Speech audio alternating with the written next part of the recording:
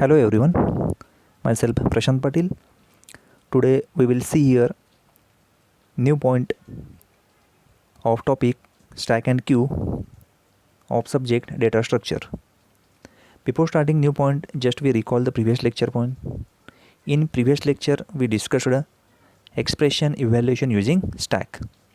In that which contains three number of expressions. We discussed first expression is postfix expression. In that postfix expression, we discussed a number of examples or how to convert this infix to postfix expression. Second one, we discussed a prefix expression. Also, we discussed a number of examples of prefix expression. And at the end, we discussed the infix notation or infix expression. Also, we discussed some examples of infix notation. Today here, we will discuss application of stack or what is the use of where to use the stack, which contains three number of applications are over here. The first application is Tower of Hanoi. The second application which is stack machine, and the last application is recursion. The first application of stack is Tower of Hanoi. First, we will discuss here what is meant by Tower of Hanoi. Actually, this is the one classic example of recursion. The object is to move set of disks arranged in increasing diameter. Means here, number of disks are arranged in some particular manner which is increasing diameter manner. The source pole to destination pole using one intermediate pole. Actually here, three poles are present. The first pole which is source pole, the second pole is intermediate pole, and the last pole which is destination pole. In source pole which contains number of disks, these disks are arranged in some particular manner which is increasing diameter manner. Afterwards, by using intermediate pole, we can move the disk from source pole to destination pole.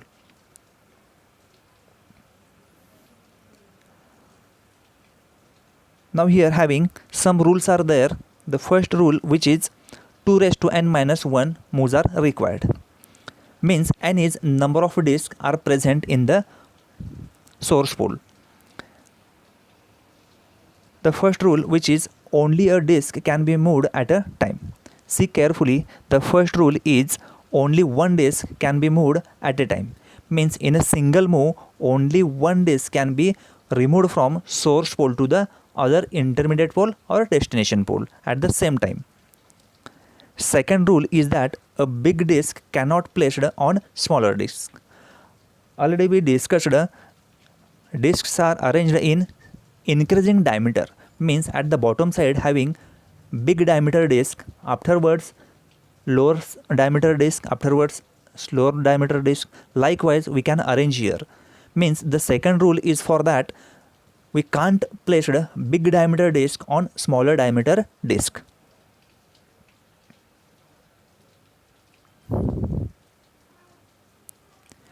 For example, n is equal to 3. What is meant by n? Now here n is number of disks in the source pole.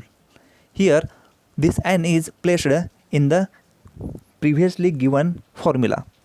The formula which is 2 raised to n minus 1. This is our formula.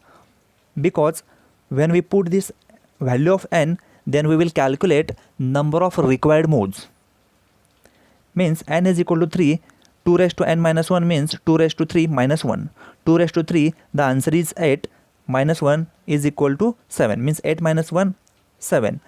Now here when we will take 3 number of disks in source pole, then we will now here required 7 number of modes.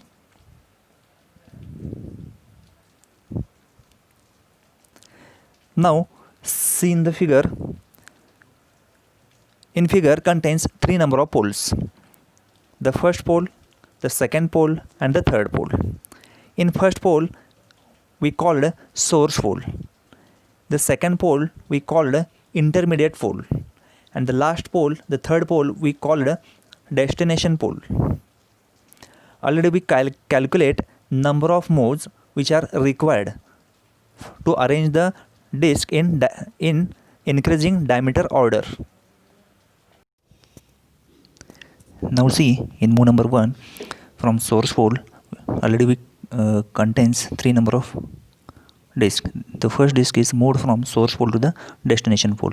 That's why in source pole contains only 2 disks, disk number 3 and disk number 2, and the disk number 1 is placed in destination pole.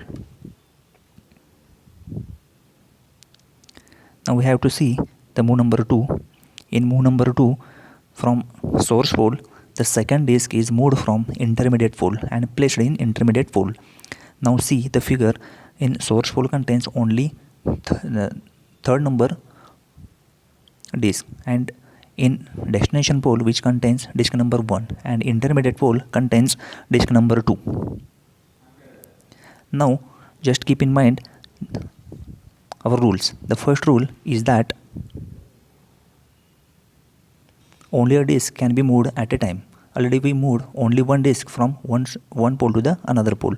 And the second rule is that a big disk cannot place on smaller disk. Means only the smaller disk can place on bigger disk. Now see here, move number 2. Disk number 1 is placed at destination pole. Disk number 2 is placed in intermediate pole, and remaining disk number 3 is as it is in source pole.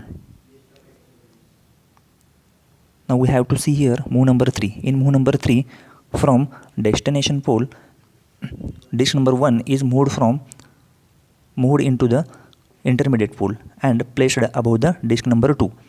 Now see carefully, in middle pole or intermediate pole, disk number 2 is bigger than disk number 1.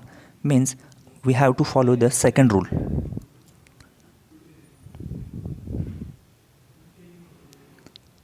In move number 4, from source pole which contains disk number 3, this disk number 3 is moved from destination pole.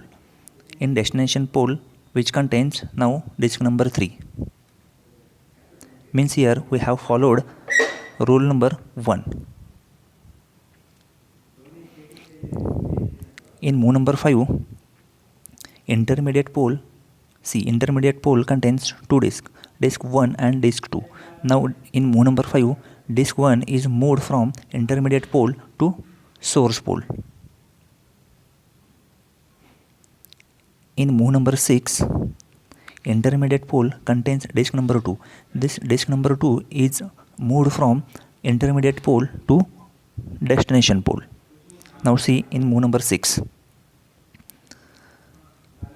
Here followed rule number 2, means smaller disk is placed on bigger disk. In next move number 7, here source pole contains disk number 1. This disk number 1 is moved from source pole to the destination pole. See in move number 7. Now here also followed rule number 1 and rule number 2. In rule number 1, only one disk can move in a single move. Also we followed rule number 2. In rule number 2 contains bigger disk can't place on smaller disk. Now see in move number 7, in destination pole, smaller disk is placed above, afterwards bigger disk, then third disk is placed. This is our final answer. Now we have to see the next application. The next application is stack machine. Actually, stack machine is a kind of computer. Stack machine is a one type of computer that using more register to evaluate the expression. Means the stack machine contains number of registers, also which contains number of capacitors to evaluate the expression. By using these registers and capacitors to calculate or to evaluate the expression. Already we discussed what is meant by expression. Which expression? For example, a plus b into c is one expression. This expression is solved by using a stack machine. Then register is device that is used to store variable and operator. What is meant by register? Actually, register is one device, one hardware device That hardware device is used to store a variable and operator. In that particular register, which we have to store number of variables and operators. Already we discussed expression. For example, a plus b into c. Here a, b and c are the variables and plus and into are the operators. This plus into or a, b, c, all variables and operators are stored in the registers. The stack mainly used to evaluate the postfix expression using stack operations such as push and pop.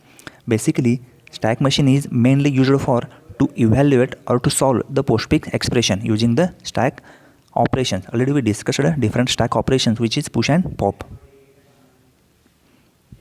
Now see the example b plus c minus d. This is one infix expression. This infix expression is going to be solved by using a stack machine.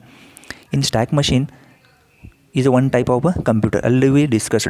In stack machine contains number of registers. By using this register, we have to store variables and operators. The first instruction is load instruction. Load R0, B means that load is one instruction, R0 is one register, B. B is one variable. This B variable is stored in a register R0. The second instruction is load R1, C means load is one instruction, R1 is one register and C. C means C is one variable. This variable is stored in register R1 means R0 contains B and R1 contains C. Then the next instruction is add instruction. Add R0, R1 means this B plus C expression is executed and stored in variable R1. See at the right side, R0 plus R1 is stored into the R1. The next instruction is that load R2, D. Here R2 is a one register and D is a one variable. Now here variable D is stored in a variable register R2. Afterwards subtraction is there.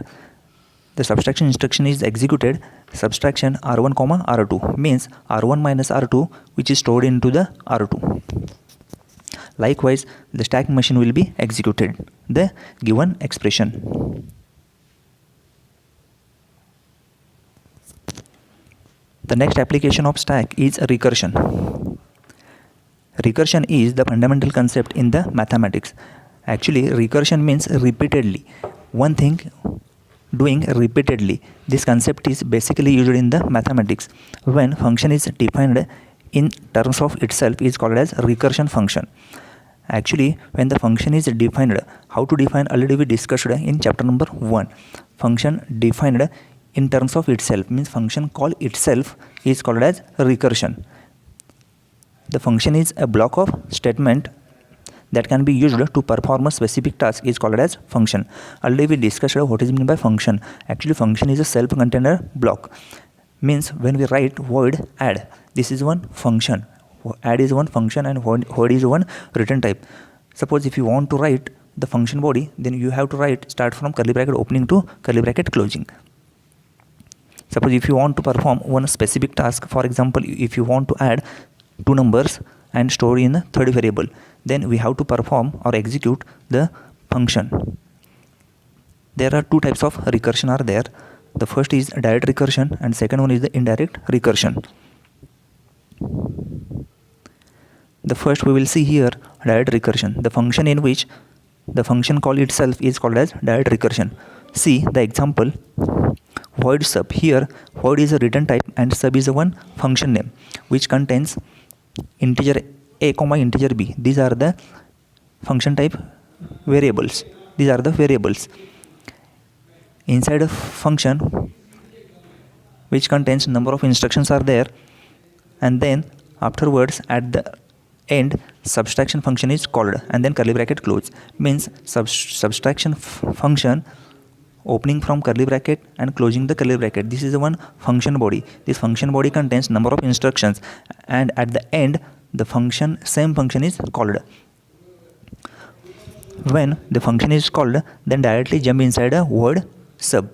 Okay, afterwards jump inside this function. Then number of instructions are there. These all instructions are executed one by one. Afterwards compiler is come up to the last statement. In the last statement, again sub function is called. Again jump from sub function call to the function definition. Means this procedure is repeatedly doing here, which is called as direct recursion.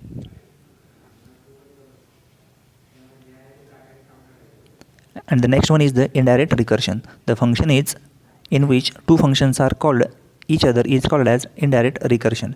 Means one function is called from another function, and in another function same function is called. This is called as indirect recursion. Now see the example void num. Here number is a one function and void is a one return type. In number which contains two variables, integer a and integer b. Now here we have to write the body of function number.